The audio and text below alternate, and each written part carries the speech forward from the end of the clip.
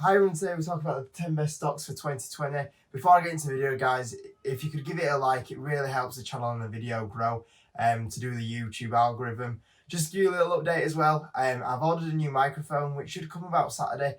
I did order one a while ago, but I'll be honest, the microphone made the sound even worse on the videos.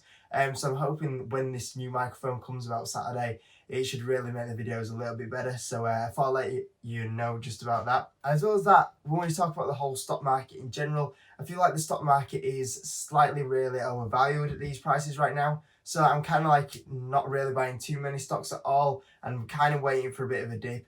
And these 10 stocks here are my 10 favorites. And even though I think quite a few of these could be overvalued, these are the 10 stocks that I kind of like look at every day and hope that these stocks drop huge, because all of these 10 stocks are great stocks that I love. And if any of these stocks was to have a big drop after earnings or some bad news came out, I'd love to go buy some of these stocks. Now, I am going to say that these 10 stocks are a little bit tech heavy, but that's because they have so much growth and that's why I like them. Obviously, I would never hold all 10 at once, for example, because it would make your portfolio a little bit unbalanced. But nevertheless, these are 10 fantastic companies that I knew if you ended up putting money in or buying shares, you'd actually easily make money on these shares going forward. So the first one is number 10, and number 10 is going to be Google. Now, Google has done such a good job at growing the company over the last few years. It's a fantastic company. Obviously, on the stock market, they're known as Alphabet, but Google obviously had their big search engine, and over the last few years, the prices they've managed to charge, and they're probably increasing them charges for advertising in Google, is fantastic. Obviously, they control a big chunk of the search engine. I think it's over 90%. And the thing with Google is that it was at decent prices only a few months ago. I think it was around about the 1,100 range. And I kind of feel like I should have really got in at that opportunity, because what Google have done is obviously the growth has slowed down, but they've managed to grow the moat, and the amount of services they offer has increased absolutely huge. As well as that, the PE's dropped down to more of an attractive price. Obviously, the PE used to be around about in the 50 range, and round about the 1,100. We were talking about Google that was towards the 30p mark, which was incredibly low for Google. So when we consider like how much of a moat they've grown over the last few years, and as well as the main product to set the search engine, if that continues growing at the rate it is doing, and they can easily just increase them like ad rates they charge, Google will just carry on doing really well over the next few years. So for me, Google is going to be number 10. Number 9 is MasterCard, which I say Visa and MasterCard are two really great companies. But MasterCard's going to come at number 9. There's going to be two payment companies in this list. But MasterCard is a great company, growing really well. What MasterCard is doing really well compared to Visa is it's actually growing in the international market a lot more. And MasterCard's just going to be a really steady income stock. It has done really well over the last few years. It'll carry on doing really well going forward. The growth's still going to carry on doing really well. The amount of payments that's going to carry on increasing by, card transaction will still help MasterCard out. And, going forward, MasterCard's not too bad at a PE, and the stock will carry on growing because of how well it's investing going forward internationally. So MasterCard for me is one of the easiest kind of money stocks on the stock market, and I prefer to buy Visa over MasterCard. But if MasterCard was for any reason to have a big massive dip, I wouldn't mind having MasterCard in my stock portfolio as well, because I think a lot of payment companies are quite easy money in the stock market. Number 8 is Amazon, which is a stock that I've actually never owned, even though I'd love to own Amazon. I think one of the big things that has always put me off Amazon is how high of a PE it used to trade at. Even when the stock market was pulling back, we were talking Amazon, we're still talking probably around about a 60p ratio. When the stock market was back at the lows at the start of the year. And obviously Amazon have done so well over the last few years. They've got a big massive moat, probably one of the biggest moats out there. They're going into so many sectors, and that will carry on going forward right now. Amazon is a stock that, even though the growth's slowing down, the growth is still absolutely huge on the company right now. And the whole reason probably why I haven't just got an Amazon, to be honest with you, is just at the valuation it's at, and it's just like being a little bit too much for me, and how much the price is at. But if you take that out the window, if Amazon wants to have a big massive dip, obviously Amazon is a fantastic company. The saying goes, if Amazon comes into your area of business, you might as well say goodbye to your business because it's going to go bust. Amazon is just such a powerhouse that can really take over any sector it does go into.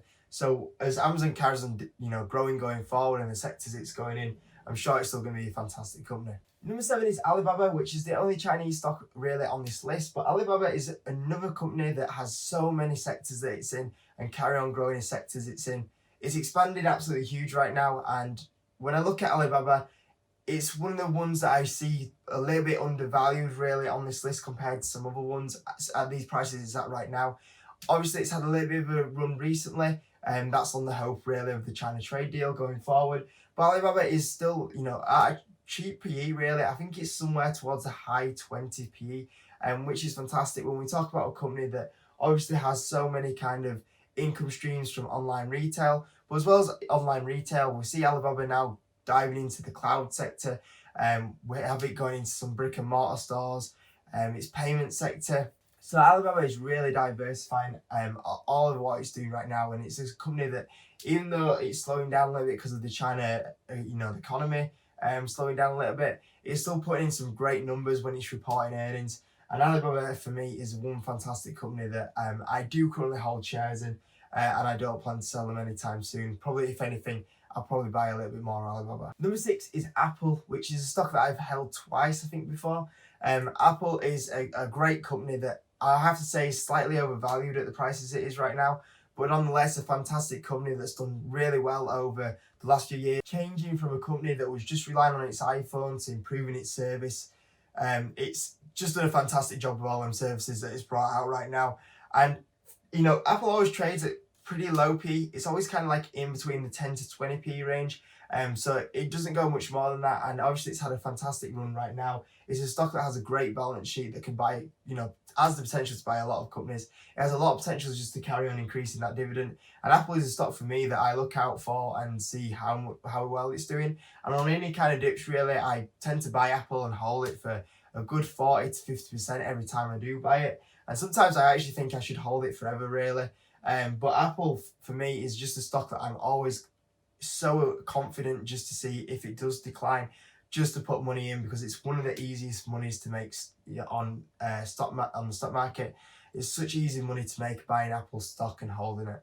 Number 5 is Adobe, which is a stock that I've not held for a while, but I love Adobe because it is a stock that just so easily holds on to a 20% revenue growth rate, and that's Adobe's aim. If it's buying other companies to do it, they'll go buy other companies, but Adobe always is able to put in a 20% revenue income. And as well as Adobe, it's a great brand and it has a great product, but the thing with Adobe is that it's quite hard for any company to match what Adobe does. It's such a strong market holder in its area, and I can't even see anyone coming anywhere close to what Adobe's doing and being able to knock off what Adobe's done.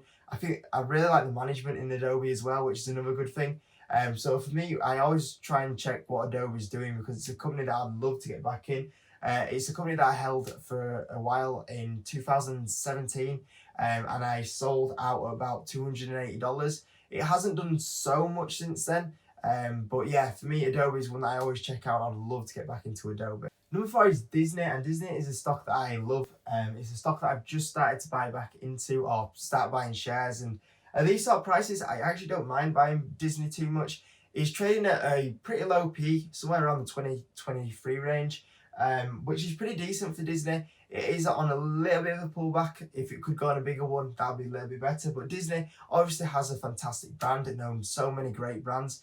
And for so long, the theme parks have done amazing. The movies have got really more aggressive, and the way they're bringing them out and how well they're doing. So the movies are doing great, and also we have the addition of Disney Plus going forward, which I think could be massive for Disney going forward, and it could even beat Netflix is kind of one of my feelings about Disney stock going forward. So at these kind of valuations, with how much Disney Plus might help Disney stock going forward, I think Disney, with what they can do and the dividend growth as well, could be a really fantastic buy in 2020, and that's one of the reasons why I'm buying Disney stock going forward. Number 3 is Visa, which is my favourite payment platform just because of how well it's doing and how cheap it is compared to a lot of payment platforms out there.